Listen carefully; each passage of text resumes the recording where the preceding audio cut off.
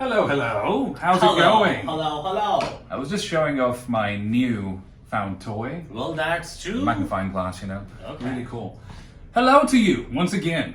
After a very long time. For sure, we have Probably. been missing you guys and have wished the same. Seriously, we Okay. hope the same, actually. Okay. Oh yeah, we hope the same, basically. Indeed. All right. Anyway, so today we are here with a new topic. Basically, we are comparing education or pursuing higher education Yeah. in European countries, the hardcore European countries. As well as English-speaking countries. Indeed. So let's talk about, without wasting any more time. For sure. You see what is going on here. This beautiful soul again, going to be slaughtered, killed, nailed, slaved, okay. buried All by this Big Mac. All right. And with his magnifier, he'll try to magnify European countries, for example, Spain, Italy, Germany, Finland, Netherlands, Holland, Malta, Estonia, Sweden, I guess, not the second time perhaps, Yeah, okay. Hungary. Is it Hungary? Is it? Yeah. I am, that's for sure. Okay. So he'll talk about that and your own, very own person. We'll Is he? talk about Is he? UK, Yeah. Australia, Canada, All right. as well as Ireland and Australia. Uh-huh. I'll talk about all these and let's see what do you learn from this. Both of us will talk about these different groups of countries and we will see that in our opinion, where shall you study and why. It is basically an information based Session. and in that you can think what you have to. Okay? Yeah. And, sir, We'll just throw in our own opinions based on our experiences, first hand, second hand, whatsoever. yeah, So no if- third hand experiences Oh, here. yeah, okay, fair enough. So if you could collect some information that is worthwhile, we'd be more than happy. For sure, and do share it with others too. Don't be course. miser in sharing, okay? What Yeah. else can we say? Nothing, I guess. Okay, that's it. let's not say anything else. Let's begin. Let's begin right. Okay, so point number one, why shall you study in English-speaking countries? You know, from this developing country where we are living right now, we had been learning English. As you see that I am basically in Pakistan and from Pakistan and will stay in Pakistan inshallah. So what is happening that I am speaking English with you, which shows the level of language we have here in Pakistan, okay? So somehow we have learned it, sir. So when I send my students abroad, for example, UK or Australia or Canada, Canada for sure is a bilingual, but still English is the mostly used language over there too, or USA or Finland, not Finland, Ireland. So students do not have language barrier over there. Right. That's my point number one. They will not have barriers to communicate, and if they don't have barriers to communicate, that for sure makes more opportunities to do the jobs with the natives. Great. So, what do you think? Don't you think you will have barriers over there? To a certain extent, yes, but then again, as far as education globally is concerned, English primarily is an international language, so I don't think in the hardcore European countries, it should be a problem to communicate with people, because at the end of the day, if you talk about exchange programs or, exchange students, Oh, yeah. or people who actually come over from different other countries, English is one of the common grounds that has been established or has been there for a very long time.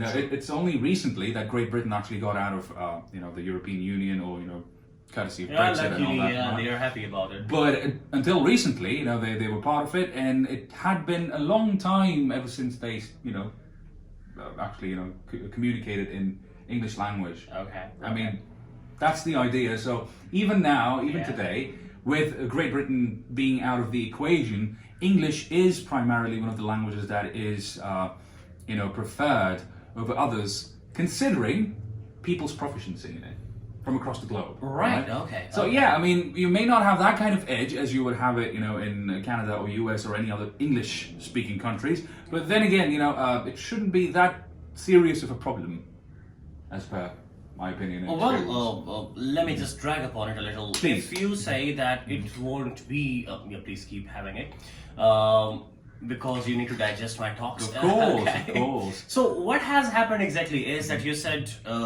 it won't be a big problem for the Yeah. people who are going abroad, for example, in Spain, etc. Yeah.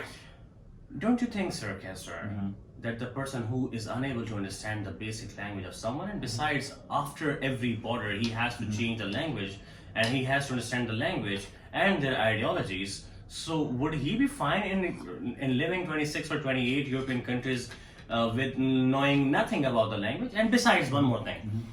Are students going there for bachelor's program, so they are into their maturity, somehow in their maturity level already? Fair enough. Or their Good lad point. has grown to that level where it is supposed to draw a linguistic element over here. Right, So I it understand. means it is tough for them to learn the language. So how would they learn and how would they earn? I'll refer back to the first point that I made, that Okay. English is commonly acceptable almost in every other sphere of life in, the non-English speaking countries as well, All right. as far as Europe is concerned.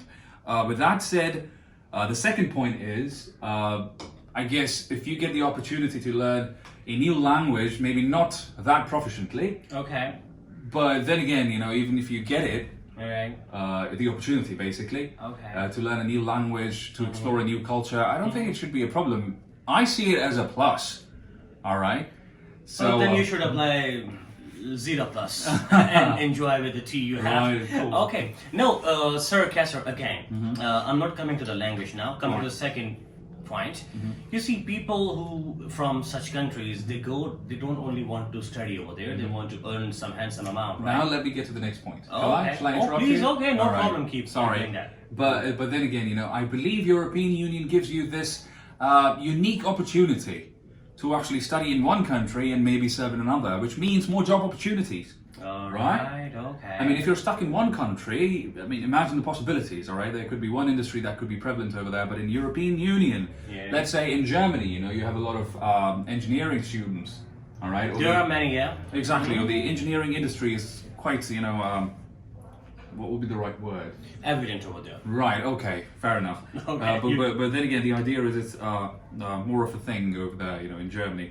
But compare that to maybe Spain or maybe Italy, all right, where, I don't know, maybe fashion industry is, Yeah. a bit more highlighted. What about Godfather in Italy? Oh yeah, I mean, imagine, living in Verona. All right. Wow. Okay. Sir, Mm-hmm. you said that European Union offers you such kind of opportunity. Exactly. Initially, Yeah. you said that language should be a fun part. Uh-huh. Okay. So someone was, let's say, living in Poland, and now. Not a good place to be. at the Okay, but moment, still, it's Europe, right? It's your take. So someone is living in Poland next to Ukraine, first of all. You're Okay. right. Secondly, he wishes to go to, let's say, now Germany. Uh-huh. Now, first he understood the Polish language, Right. and now he has gone to German language. Don't you think that spending 3 years, or let's say 2 years, would be a waste of time because he has to learn the language all the way again? So, Getting the opportunities, I don't think it I'll would go, be easy. Yeah. I'll go technical with you on this Go one. technical with me, yeah. And those of you who understand linguistics and understand those language trees or family trees, in linguistics, you're probably able to relate. But if we talk about, these European languages, they Yeah. come or emanate from the same, hierarchy, basically, the Indo-European, in fact. Origin, yeah. Exactly, all right. Was it Indo-European or what? It is Indo-European. Right, okay, so basically that's the family tree, that we're talking about. So all these languages, it's not like you'd be speaking a completely different language, but then again, it won't be like you'd be speaking the same Yes, so now language. you're talking about language, you see. I Do you know. think that the Polish and the German, they both are mutually intelligible? No, not, So not how would all you the say? way. Not all the way, but then again, it shouldn't be a problem if you really wanted to. You could Okay. learn another language over there without Right. that kind of difficulty that could be there. If you're learning two very different languages. Fine. How about getting a PR, where you're talking about in Europe? Okay, A so permanent residence. Do you think? Right. Do you have that option over there? of course, you If could. I compare that with Canada, perhaps, or maybe USA or Australia. I mean, the policies keep on changing, right? True. But then again, at this point, I believe you can. It shouldn't be a problem at the moment. But After 10 to 12 years. yeah, basically. But then again, I think you can get extensions based on your work visa once you're done with your education, right? Yeah. So deal with it, I guess. So, the other countries like Canada and UK, they're offering the same thing, the post-study works. That's true, and And, quite quick, yeah. actually. Yeah, that's true. They're quite quick, especially in Canada. Thank you Yeah. for Of course, of taking course. my point here. Of course. All right. So, what other considerations should be there, Sir Kasser, to study in Europe and not to study in English-speaking countries, or to speak? Yeah. Fair enough. So basically, we have done some research and we found out that as far as engineering students are concerned, in Europe, the preference is usually Germany. Yeah. All right. In the English-speaking countries, it's usually the United States. True. All right. For IT sector, it's usually Canada for most of it, Yeah. right? And even US, actually, Yeah. English-speaking countries, both of them. Okay. And yeah, I mean, a hint of IT or tech-related stuff would be there in Germany as well. Not a hint, As well as It's- here, I was going through one thing. So Estonia is also very good at that. Yeah, indeed. Estonia is good at that, and I remember the very first thing we started for the face-to-face chat, what do we call video call? That was Skype, Yeah. and that was being coined or invented by Tallinn True. city of Estonia. True. Okay. Law and stuff. All right, you could go to UK and Europe. All right, their institutes are very much famous for that. Right.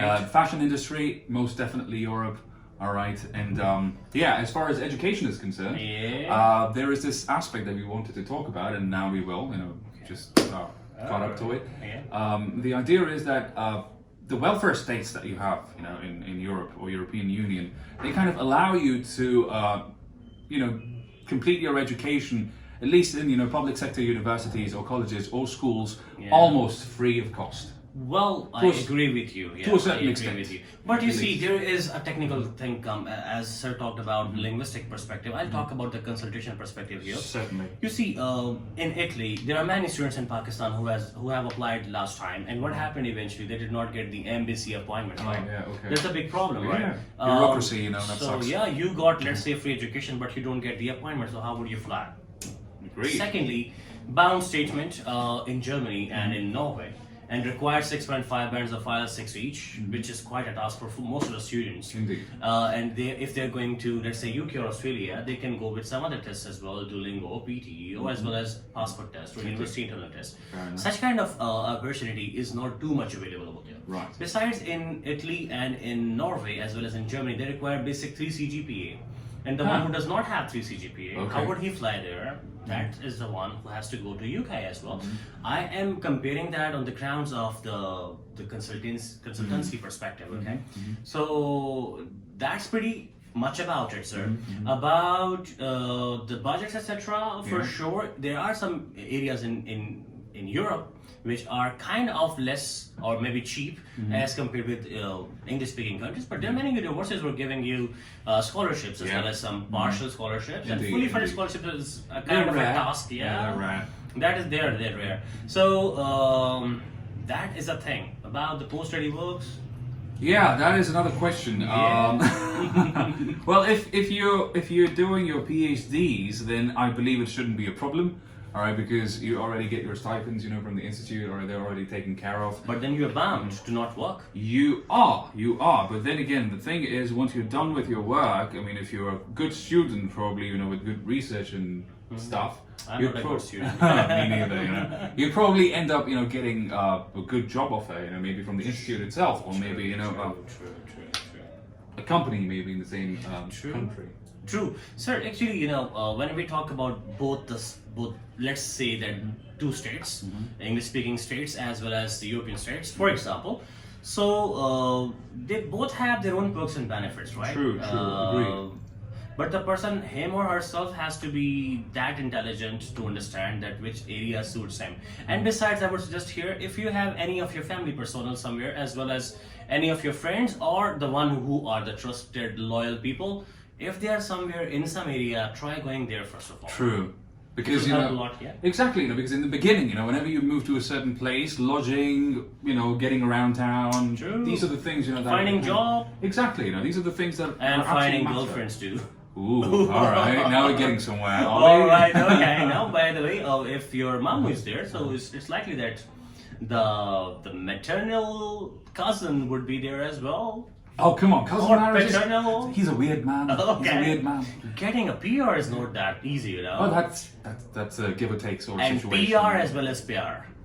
Right. Okay. Give or take. All right, In fact, that's the give and thing. take, But jokes apart, so you are better deciding for yourself. What we can do, we can help you deciding it faster, better, easier, cheaper, and and What some else is other there? R. Yeah, more No errors. error, Yeah, but exactly. R. Exactly. Okay, so that's what we can do here. We can help you with your IELTS, with your PTE, with your SAT, he's the one, and Yours truly. about with language and embassy appointments, interviews, visa filing, SOP writing, what or what not. And a lot of extracurriculars as well. True, true. Never underestimate them. Yeah. Because, you know, one of the things that I've seen here, you know, with counselors is that they may be, you know, good enough in terms of guiding you about the academics and all that, but they never tell you how important your extracurriculars are. True. So if you're looking forward to, you know, attending a good university or a good institute, make sure that you know, dial us up. You know, we can arrange things for you that you may not have discovered or, you know,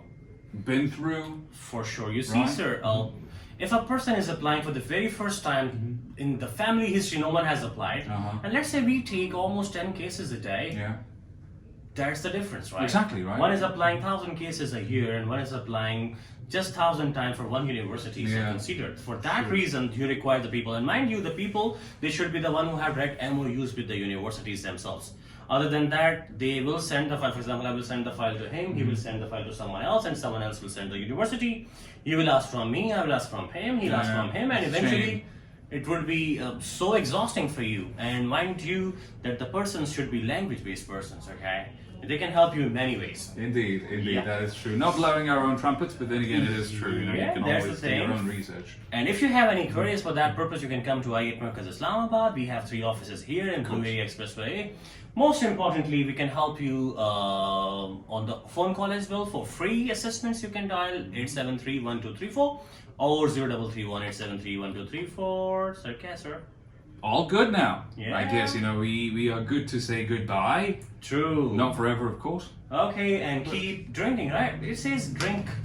Do we drink tea or do we take tea? At least we do God this. bless Pakistan. See you guys and the around. world. Bye-bye. Take care. Goodbye.